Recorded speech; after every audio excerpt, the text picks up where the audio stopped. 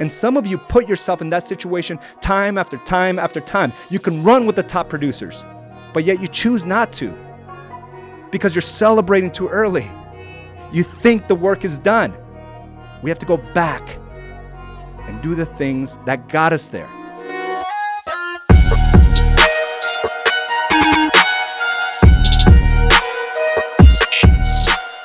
Welcome to another episode of Mindset Mastery. I am your host, Araujo. It looks like I'm having some issues there with my background, but I'm glad you joined me today. Today's subject is we always revert back to our lowest form of habit. And, I spent this weekend on Saturday specifically watching a very much anticipated boxing fight, a boxing match.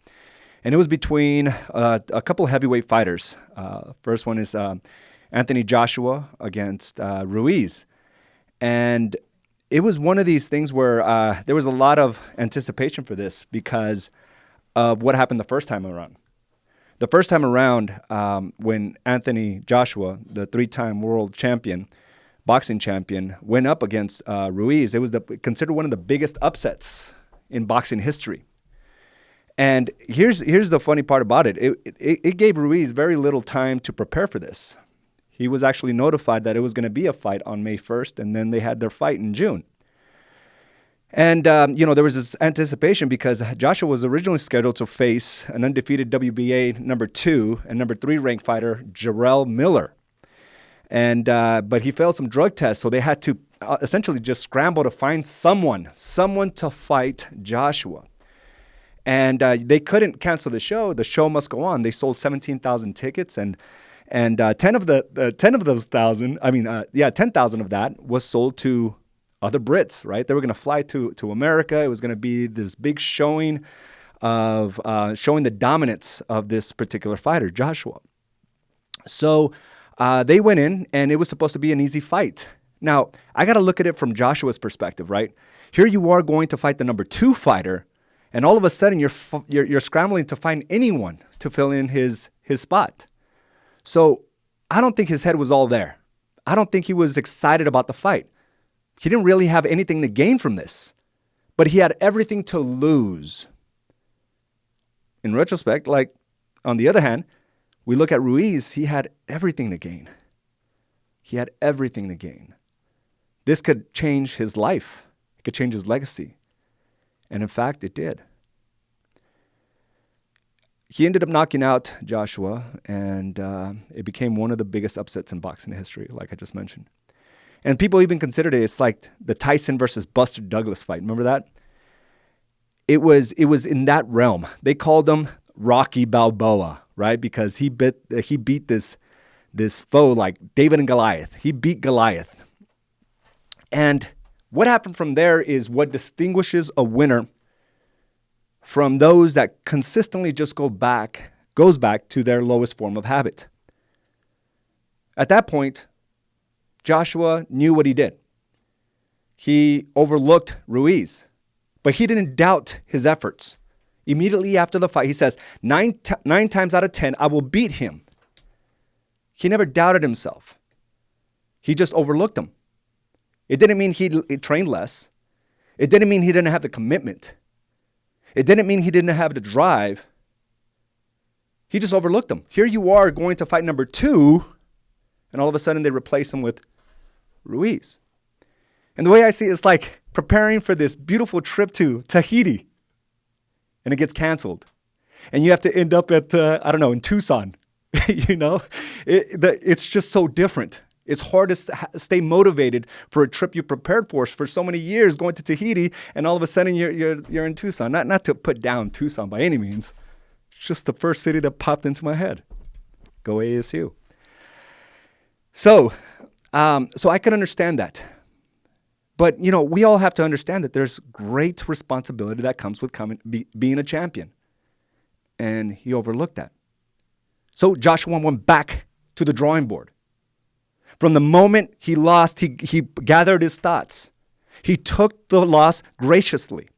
And he went back to the gym. The things he's always done. There's an Olympian. This is a 3-time world champion. He collected each belt one by one by one.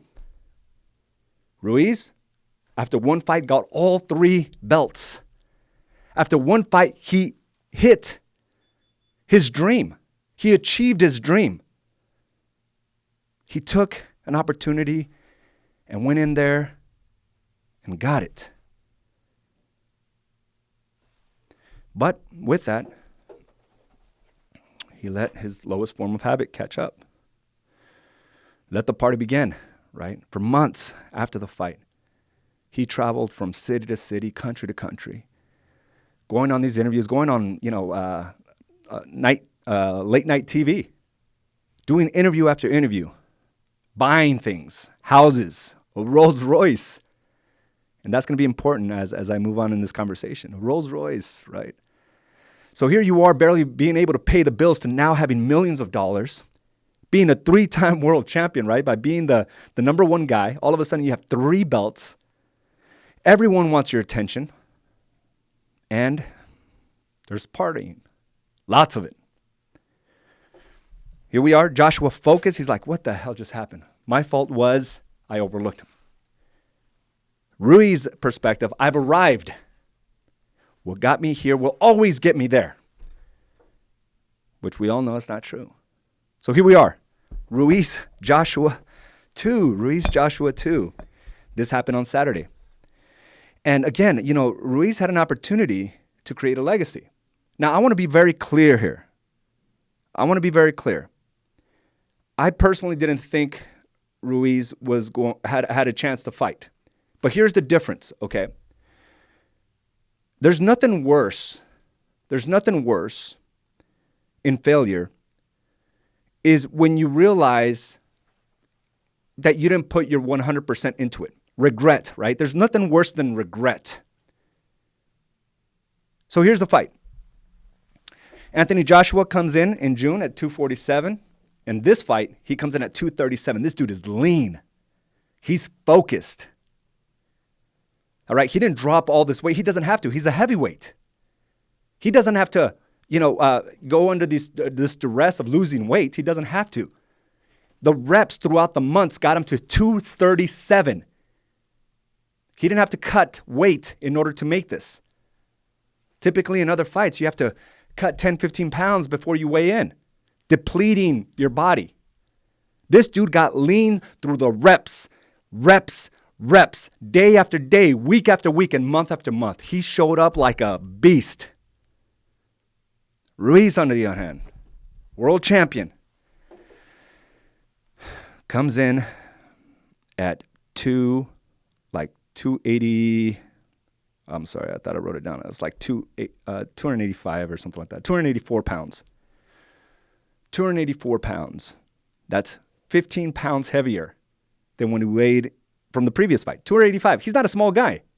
He's a big dude, a chubby dude. And he gained more weight.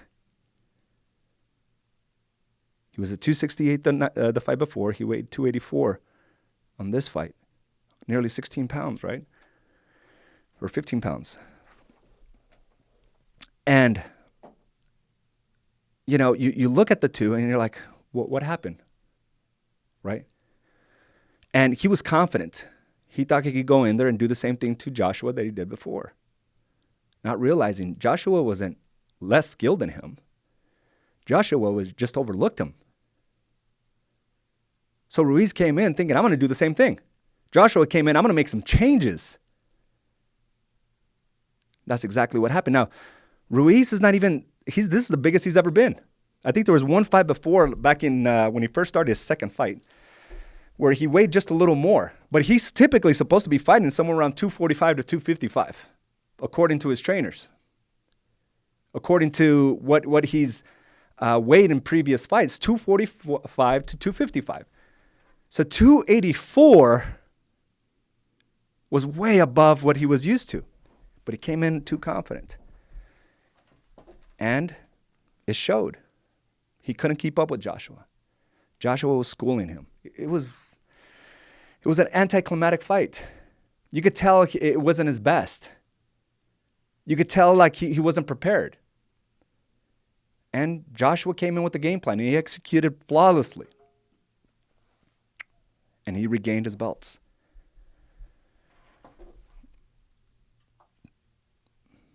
So what is the lesson here? Again, I'm not saying that, Ruiz was going to win. He was an underdog, big time. Joshua was a world champion. He won the 3 belts one by one. But the lesson here is it doesn't matter. Failure hurts when you know you left a lot on the table. Right now, I'm sure he's hurting because he knows he didn't prepare. He knows he didn't listen to his corner, his trainers. He was too caught up in the lifestyle. His own dad was poking fun of Ruiz about his Rolls Royce. He's trying to prove himself to everyone. It wasn't because that's who he became. He got an opportunity. He pulled the trigger on it. But then he tried to convince everyone else, this is who I am moving forward. When in fact, his own people from his own circle realized, hey, listen, that's not you. What are you doing? You're celebrating too early. How about try defending those titles?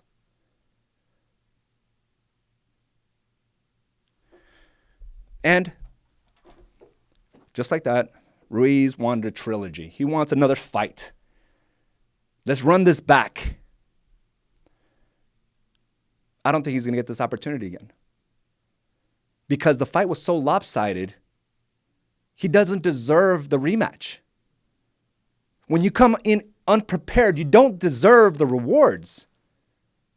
He's going to have to go back to the drawing board. He's going to have to grind for years to get that opportunity. Hopefully he gets that opportunity again. I don't see it happening. If he would have made it a fight, it would have been a different conversation. Even though I know he would have lost, if he would have made it a fight, then maybe he could have got the trilogy. But he admitted himself, I partied too hard. Did too many interviews. I didn't listen to my coach. I didn't even train as hard as I should have. I gained 15 pounds. He satisfied his hunger. And he forgot to think about what's next. And I think that's what happens to most of us. When we reach a certain level of success, we have 4 or 5 closings in 1 month. And we think it's always going to be that way. We're out celebrating, taking vacations, buying cars. When we haven't proven we could be a top producer for months and years on end. That's just a lucky streak. What Ruiz went through was a lucky streak. There's great responsibility with being a world champion. There's great responsibility with becoming a top producer. And I want you to have a lot of appreciation for these top producers that are able to do it not only month after month, but quarter after quarter and year after year. You know who they are. They're always there. Then we'll get some people that have a great month and then fall off. And then 6 months later, they're on our top 10 or top 20 again, and then they'll fall up. This is the pattern that I want you to consider. He had a false sense of accomplishment. And he didn't have a game plan of what's next. I want you to think about that. When you have your great months, your great quarters, what's next? He had an opportunity to create legacy. Now it's going to be looked on, it was a fluke. This Rocky Balboa story was a fluke because he couldn't show up powerfully on the next one. In fact, he showed up heavier, slower, lethargic, uncommitted. It could have been a great story if he would have just showed up. Again, I don't think he would have won. But if he would have showed the fans he came in prepared and took this seriously, it would have changed the dynamic of his future. And some of you put yourself in that situation time after time after time. You can run with the top producers, but yet you choose not to because you're celebrating too early. You think the work is done. We have to go back and do the things that got us there. In fact, we're supposed to stay on that game and not leave it. Like Joshua. This wasn't a fluke. This dude was an Olympian. He won every belt one by one by one.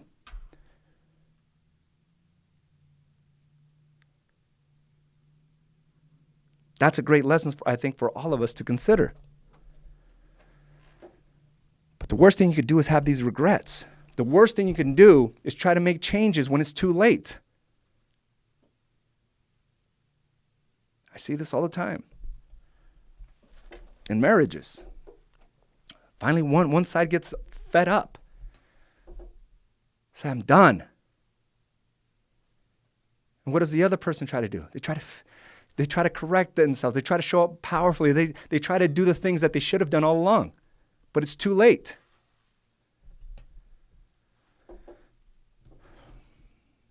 So going into 2020, I want you to really think about where you want to be. This roller coaster of a career is too stressful. Not only for you, but for your family. If you just do the reps every day, do the things that you're required to do, when there's failure, you're able to overcome, just like Joshua did, and not feel like you've arrived. I'm not trying to criticize. Of course, there's commitment from Ruiz, absolutely. But when all his dreams were answered, all his wishes, all his prayers were answered, he didn't have anything left. So as you start getting these deals that you're praying for and hoping for and working for, have a game plan on what to do next. Otherwise, you may not get this opportunity again. And like I said, I don't see it happening. He's going to have to work his ass off. And he's going to have to make some massive changes. And I'm rooting for him. We all have an opportunity to come back from failure. We all have an opportunity to come back from mediocrity. My life is a testament to that. But it's a lot of work.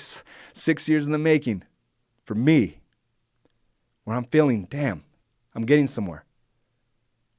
My marriage is on fire. I feel good about myself. I feel connected to my daughters. It didn't happen overnight. It's a lot of great lessons. But what are you guys hearing in this conversation? I think we need to consider ourselves and put ourselves in that place.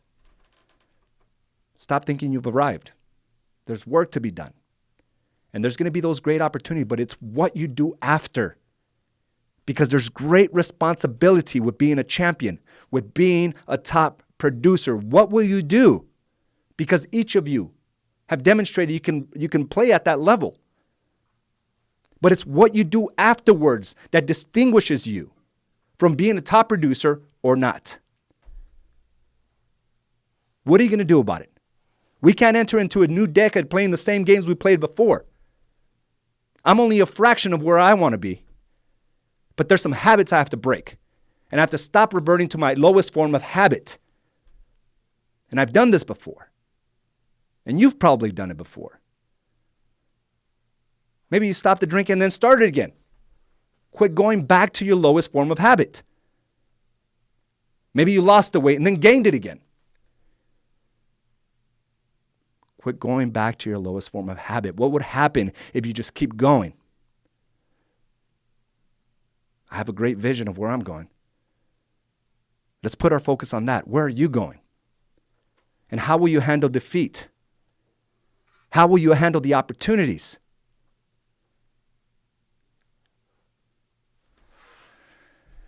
Guys, that's all I got, but I want to hear from you. Good morning, Isabel. Good morning, Claudia. Thank you for joining me. Teresa, Gabriel. Good morning, Audra, Celia, Jessica, Caroline, Kaylin, Ruth. Good morning, Nick, Susan. Good morning, Bobby, Lonnie. Good morning, David, Eric. Okay, Joshua started his preparation months before. Ruiz went from living a lifestyle of struggle to a lifestyle he could only ever imagine. Complacency killed him. I've arrived. And Joshua just went back to what he normally does. That is his difference. Don't be that person that gets this great opportunity, because each of us, if we work hard like he did, he got this great opportunity. But it doesn't mean that's it. Your responsibility is to determine what's next and not to stop the things that got you there.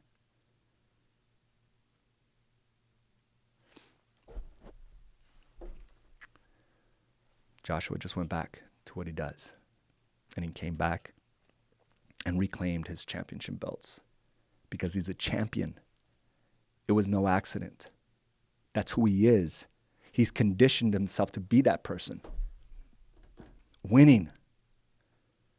The beautiful thing is we can all condition ourselves to be a winner, not to be a fluke. Ruiz, he can become a winner, but it's not going to happen the way it did before. He's going to have to stay focused, committed in ways he never thought he would have to. Because what got him here won't get him to the next step. And that was his biggest mistake.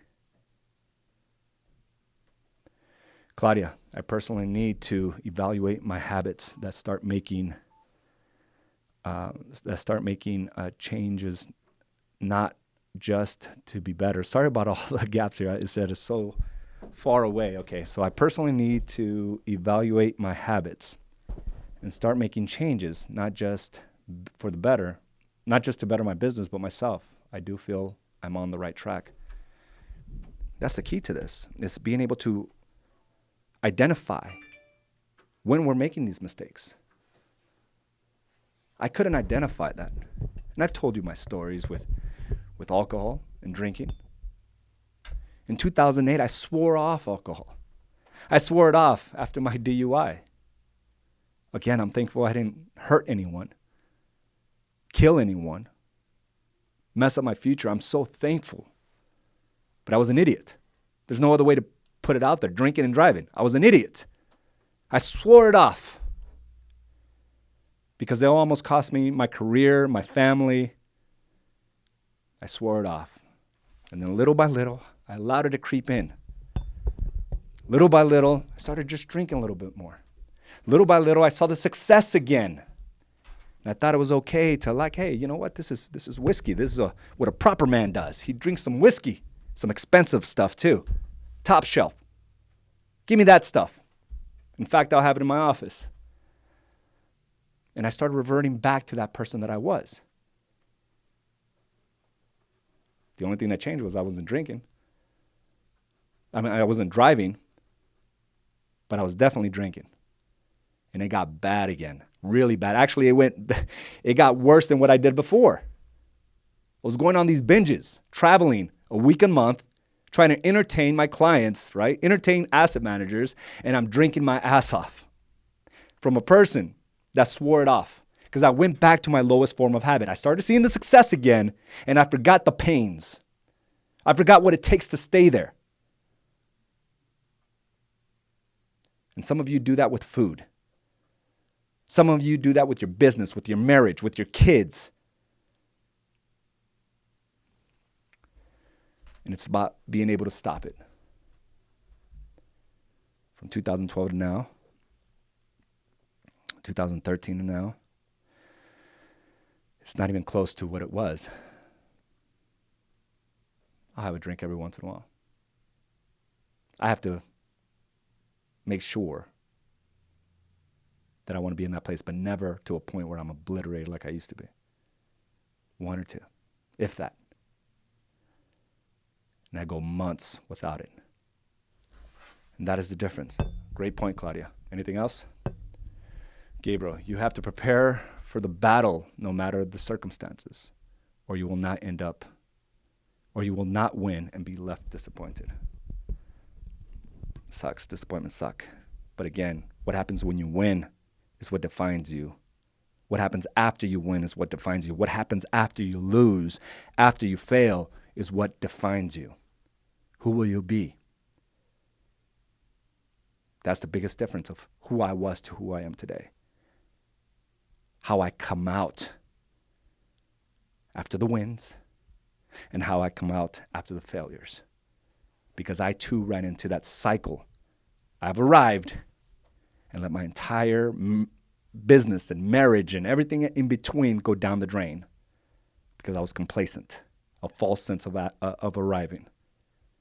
And then when I would lose, I would put myself in a dark place. I would put myself like I couldn't figure things out.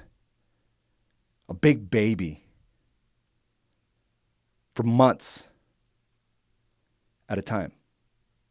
That is the difference. I bounce back now. That will be your difference in 2020. You bounce back now. That's who you are. Guys, I want to thank you for joining me for another episode of Mindset Mastery. And I will talk to you soon. Have a great day, everyone. Bye now.